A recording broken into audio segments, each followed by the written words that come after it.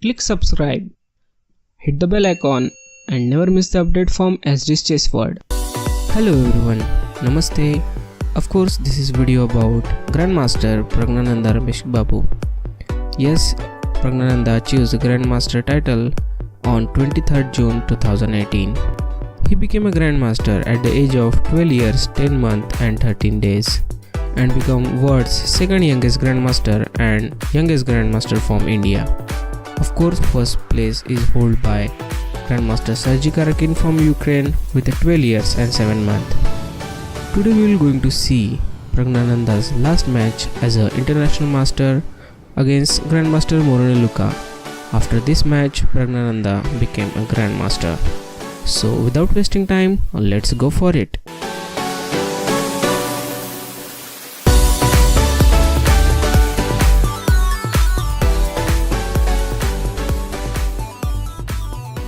So this is the match from Gredine Open chess tournament Italy, round 8, where Praggnanandhaa has a white pieces and Moroni Luca Jr has a black pieces.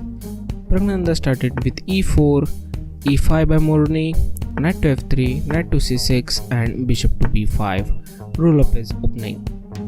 Here Moroni goes for knight g to e7, which is called as the cozy defense. This defense is not recommended by most of the player because there is a problem. This knight is protecting knight on c6, which is okay, but this knight is losing its natural square, that is f6, to control the center. Also, this is restricting the bishop development. To develop this dark square, bishop g6 and after that bishop to g7 must be played. And here white can easily develop. He can go for castling and easily develop his pieces. So that's why this defense is not recommended by most of the player. But this is going to be a really tricky one for new players, for beginners. So this is going to be okay. Praggnanandhaa goes for c3. Now going for this d4 move, and here Moroni start development of bishop j6, d4, e takes on d4, c takes on d4 and bishop to g7, and black is ready to castle now. Praggnanandhaa goes for d5, now attacking on the knight, a6 by Moroni. Now Praggnanandhaa has a choice, either to retreat this bishop or take this knight. Praggnanandhaa don't want to lose a bishop pair, so he retreat. Bishop to e2 was played, knight to e5. Now this knight is attacking on this knight on f3, so instead of going that, Praggnanandhaa takes it.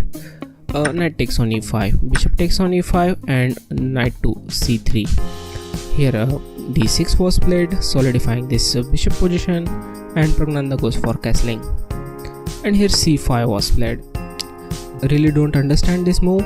After that Praggnanandhaa takes with d takes on c6 as a unfastened and b takes on c6, and here bishop to h6 was played, and that's why this move, that is c5, is not understandable, because now a problem is black can't castle due to this bishop is guarding this f8 square.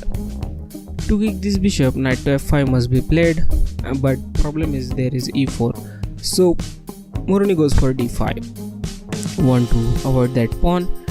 If here Praggnanandhaa takes, then this knight can jump to f5, attacking on the bishop just have to retreat.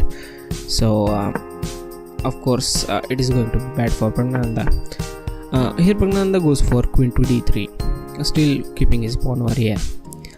Bishop to e6, developing the bishop, and after that f4 was played, now attacking on this dark square bishop.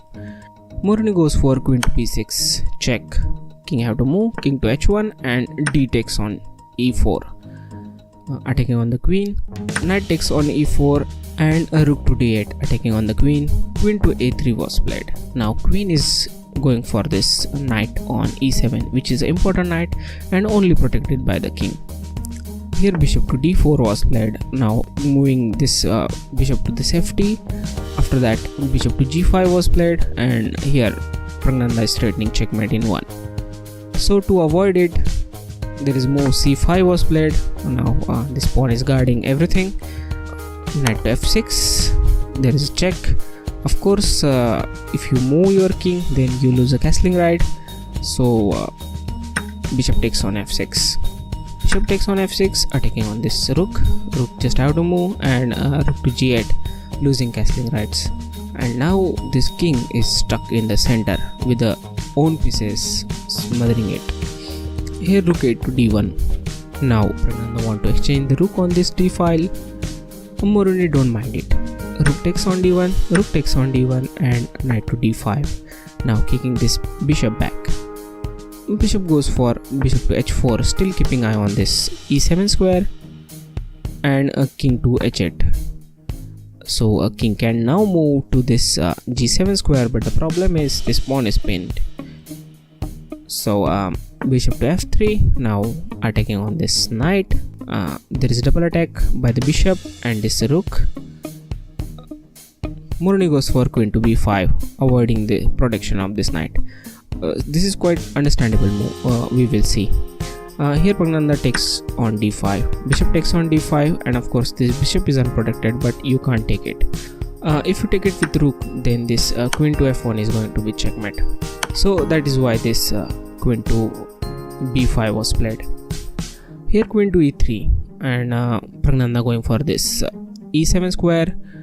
Here g5 was played. Now attacking on the bishop. Bishop takes the pawn on g5, and to stop it, rook must take this bishop. But of course Moroni don't want to do it, so queen to c6 was played. And after that, queen to e7 check, king to g7, and queen to e5 check. And here Moroni just have to push this pawn on f6. So f6, and there is attack on the bishop and the queen, but the problem is this bishop is under double attack.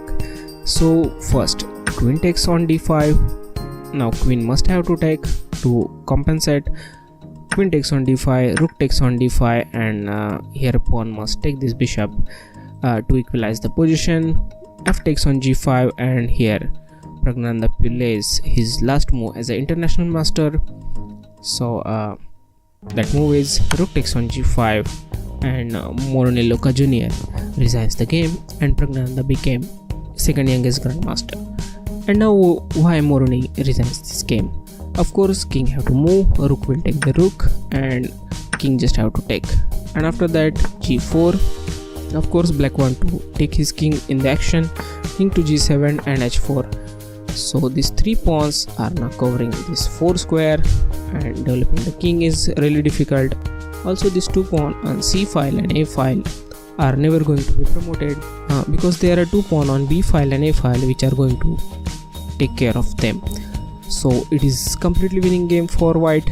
That's why on this position Moroni Luca Jr resigns the game, and Praggnanandhaa enters in the final, where his opponent has a more rating than 2450, and he get his third grandmaster norm and become officially grandmaster. After this every chess player congratulate him, and former world chess champion Indian grandmaster Vishwanathan Anand tweeted about Praggnanandhaa that welcome to club, congratulations, and see you in the Chennai.